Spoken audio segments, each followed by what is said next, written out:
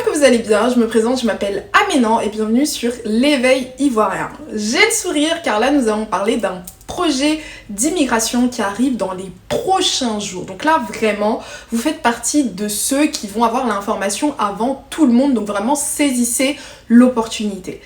Il faut savoir que le gouvernement du Canada, comme je vous l'explique à chaque fois, décide un peu de faire ce qu'ils veulent. C'est-à-dire qu'un jour, on pense que finalement, ils veulent réduire l'immigration et un autre jour, ils nous montrent au contraire qu'ils souhaitent faciliter l'immigration à certaines catégories de gens. Donc c'est vraiment le but de cette vidéo, c'est de vous faire comprendre qu'actuellement, une certaine population aura la possibilité d'avoir la résidence permanente pour le Canada beaucoup plus facilement et dès l'aéroport. Donc écoutez bien jusqu'au bout. Pour ceux qui ne le savent pas, le Canada a besoin d'énormément de personnel soignant. Donc le gouvernement du Canada a décidé de faciliter la résidence permanente à tous les aides-soignants, peu importe leur nationalité, peu importe l'argent qu'ils ont sur leur compte en banque, ainsi de suite. Donc en fait, il faut savoir que depuis 2019 à maintenant, il y a un programme qui vise à donner la résidence permanente un peu plus facilement quand même aux aides-soignants, aux infirmiers, etc. Par contre, il faut déjà être au Canada, avoir de l'expérience de travail au Canada, ainsi de suite. Et donc de 2019 à 2024, ils ont en réalité donné la résidence permanente qu'à 5700 personnes. Donc il n'y avait que 5700 personnes qui ont pu bénéficier de cet avantage dans un pays en réalité qui a besoin d'énormément de personnel soignant. Donc en gros le gouvernement est en train de nous expliquer que c'est absolument pas logique.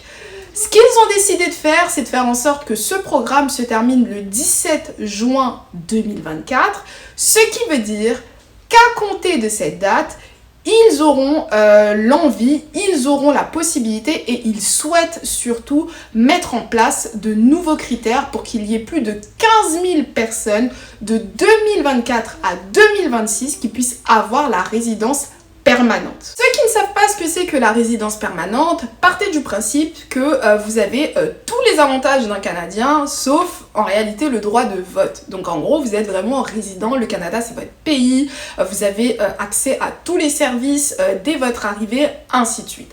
Donc le nouveau programme d'immigration 2024, donc la nouvelle version, on va dire, de l'entrée express à destination des aides-soignants sera beaucoup plus flexible. Et en fait, c'est tellement flexible que je suis en train de me dire, mais attends, pourquoi est-ce que je suis pas aide-soignante? Mais vraiment, c'est vraiment lunaire. Bref, donc en gros, il faut savoir que maintenant, les aides-soignants n'auront plus besoin d'avoir l'expérience de travail au Canada avant de pouvoir être éligible à la résidence permanente. C'est-à-dire que avec l'expérience que tu as dans ton pays d'origine, tu auras la possibilité de prétendre à cette résidence permanente, bien évidemment si tu justifies que tu étais aide-soignant dans ton pays d'origine. On s'entend bien. Ensuite, il faut savoir que tu auras la résidence permanente depuis ton pays d'origine, donc on appelle ça depuis l'aéroport en réalité. Donc c'est-à-dire que tu vas monter le dossier dans ton pays d'origine et dès que tu arrives à l'aéroport, allez hop, tu seras résident permanent. Et pourquoi est-ce que ça change de l'ancienne réforme qui a lieu là jusqu'au 17 juin 2024? Parce qu'en réalité, tu étais obligé d'avoir de l'expérience de travail au Canada, de vivre au Canada avant en fait de pouvoir être éligible. Donc c'était vraiment pas logique en réalité. Ensuite, faut savoir que pour les critères de ce programme-là, il va falloir prouver de ton niveau de langue. Ça, c'est vraiment basique pour tous les programmes d'immigration du Canada. C'est-à-dire que tu dois quand même parler un minimum de français ou parler un minimum d'anglais. Il va falloir démontrer que tu as le diplôme du bac, c'est-à-dire qu'on ne te demande même pas un diplôme spécifique d'aide-soignant. Non, on te dit, il faut que tu aies de l'expérience de travail dans le domaine, dans ton pays d'origine, et il faut que tu aies le bac. Je pense que c'est pas aussi compliqué que ça, et que la majorité des gens qui veulent immigrer au Canada ont au moins le bac. Pour ne même pas dire le BTS ou la licence, ainsi de suite, mais le bac, les amis, c'est accessible pour tout le monde. Comme vous me connaissez, je dis la vérité, donc je vais pas vous cacher le critère le plus difficile. Voilà, c'est pas du tout mon but, car mon objectif, c'est que vous puissiez avoir toutes les cartes en main lorsqu'il s'agit d'immigration. Donc voilà, si on parle d'un programme d'immigration, on va parler de ce qui est très facile, comme par exemple être éligible en ayant le bac, mais aussi des choses un petit peu plus compliquées. Donc en fait, le point le plus compliqué de ces critères-là, donc de cette opportunité de résidence permanente, c'est vraiment lié au fait que tu aies besoin d'une offre d'emploi. Donc pour l'instant, le gouvernement du Canada n'a pas donné les détails. Donc est-ce que ce sera sous forme d'une offre d'emploi que l'entreprise devra demander auprès de l'immigration, ou au contraire, est-ce que ce sera juste une offre d'emploi simple que tu pourras justifier toi-même par des documents, par la preuve que tu as passé un entretien ou des choses comme ça. Pour l'instant, il n'y a pas de détails. Donc les détails vont venir, je pense, à partir du 17 juin 2024. Donc tu dois avoir, donc la personne doit avoir une offre d'emploi. Mais par contre, ils vous ont facilité de dingue parce qu'ils disent que l'offre d'emploi peut être partielle, donc pour un temps partiel. C'est-à-dire que, ok, on accepte que tu travailles, on accepte de t'embaucher si jamais tu viens au Canada pour travailler que le lundi.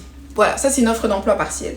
L'offre d'emploi peut être aussi un CDD, donc un contrat à durée déterminée, c'est-à-dire que tu peux même avoir une offre d'emploi littéralement de 5 mois, ils s'en foutent.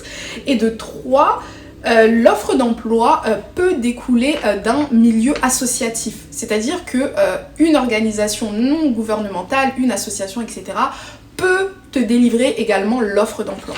Je vous explique l'avantage de cela, c'est qu'en réalité, une offre d'emploi, c'est pas quelque chose aussi difficile à avoir lorsqu'on est dans le domaine de la santé. Beaucoup au Canada recherchent du personnel soignant.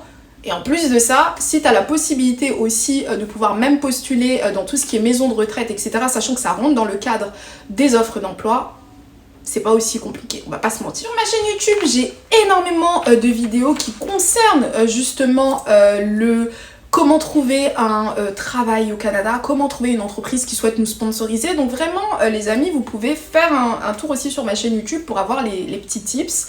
De temps en temps aussi, je refais ce genre de vidéos pour pouvoir rafraîchir les mémoires, mais sachez que pour la résidence permanente, sachant qu'ils vont l'amplifier, ils veulent qu'il y ait plus de 15 000 personnes qui puissent l'avoir contre 5 000 aujourd'hui. Ça veut dire que on vous demande pas d'avoir un diplôme d'aide-soignant, on vous demande juste d'avoir le bac. On vous demande pas d'avoir de l'expérience au Canada, on vous demande juste d'avoir de l'expérience dans votre pays d'origine. On ne vous demande pas non plus d'avoir un niveau type Mozart de langue française ou anglais, on vous demande vraiment de pouvoir vous exprimer tout simplement. On ne vous demande pas non plus d'avoir une entreprise qui souhaite vous sponsoriser, mais on vous demande juste une offre d'emploi. Donc vraiment, c'est une opportunité à saisir. Et si vous êtes aide-soignant, vous connaissez des aides-soignants, etc., je vous invite à dès les prochaines semaines qui vont arriver, à vraiment consulter le site du gouvernement du Canada à fond. www.canada.ca. Vous pouvez aussi passer par la version www.cg.ca, quelque chose comme ça. Je vais tout vous mettre là. Et voilà. Cultivez vos recherches concernant ce programme-là, mais il arrive très bientôt car l'ancien programme se termine le 17 juin. Donc à partir du 17 juin, il y a de très fortes chances qu'il y ait le nouveau programme à jour. Ce sera tout pour cette vidéo, j'espère que vous l'avez apprécié. Moi je vais pas vous mentir que ce genre de nouvelles ça me met vraiment de bonne humeur parce que je sais qu'il y a énormément de personnes qui veulent venir au Canada et si vous pouvez venir avec la résidence permanente et en plus de ça lorsque je vois aussi que ce sont pas forcément des gens qui ont des masters ou autres qui peuvent bénéficier de certains programmes, ça me fait toujours plaisir. Donc vraiment faites les choses bien. Si vous devez commencer à postuler dans les entreprises, vous pouvez leur donner des détails sur ce programme en disant que non, vous avez juste besoin d'une offre d'emploi, ainsi de suite. Vous pouvez également aussi faire de telle sorte qu'on ait vraiment l'impression que vous êtes vraiment motivé, que ça se voit et que vous voulez vraiment venir au Canada, ainsi de suite. Et puis l'avantage, voilà, l'entreprise n'est pas impliquée, donc vous pouvez aussi les rassurer par rapport à ça. Vous avez juste besoin d'une offre d'emploi, c'est pas un visa de travail. Donc c'est 1000 fois plus simple à obtenir. Si vous avez apprécié cette vidéo, je vous invite à vous abonner, commenter, liker, partager. Moi je vous dis à la prochaine pour une prochaine vidéo. Bye bye!